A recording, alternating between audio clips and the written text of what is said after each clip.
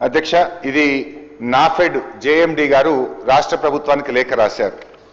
అదేవిధంగా మరొక లేఖ కూడా నాఫెడ్ ఎండి గారు కూడా రాష్ట్ర ప్రభుత్వానికి లేఖ రాశారు.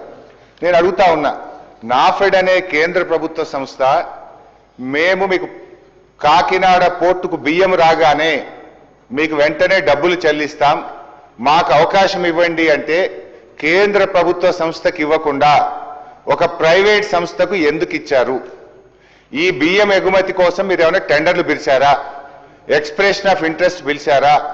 లేదు నామినేటెడ్ బేసిస్లో ప్రభుత్వ రంగ సంస్థ అడుగుతుండగా కూడా ప్రభుత్వ రంగ సంస్థకు అవకాశం ఇవ్వకుండా ఆ ప్రైవేట్ సంస్థకు ఎందుకు ఇవ్వవలసి వచ్చిందో మంత్రి గారు సమాధానం చెప్పాలి అధ్యక్ష. మూడోది అధ్యక్ష, ఇప్పుడు 22,500 ఎగుమతి చేశామన్నారు. మరొక 7,500 మెట్రిక్ టన్నులు ఒక సంవత్సరం నుంచి కాకినాడ పోర్టులో పడి ఉన్నాయి. మరి ఆ కాకినాడ పోర్టులో ఏడాది నుంచి బియ్యం ఉంటాయా అధ్యక్ష? ముక్కిపోతాయి, పురుగులు పట్టిపోయినాయి. ఆ 7,500 మెట్రిక్ టన్నులు కాకినాడ పోర్టులో ఉంటే అక్కడ మనం ఇప్పుడు ఆ గోడౌన్ ఛార్జెస్ ఎవరు కట్టాలి? రాష్ట్ర ప్రభుత్వం కట్టాలి. వీళ్ళ అగ్రిమెంట్ కూడా తప్పు ఉన్నది. ఇవాళ వీళ్ళే షిప్పులో ఎక్కించి అక్కడ చేరుకునేదాకా వీళ్ళే బాధ్యత తీసుకున్నారు. ఇప్పుడు 7,500 మెట్రిక్ టన్నులు కాకినాడ పోర్టులో ఉన్నది వాస్తవమా కాదా?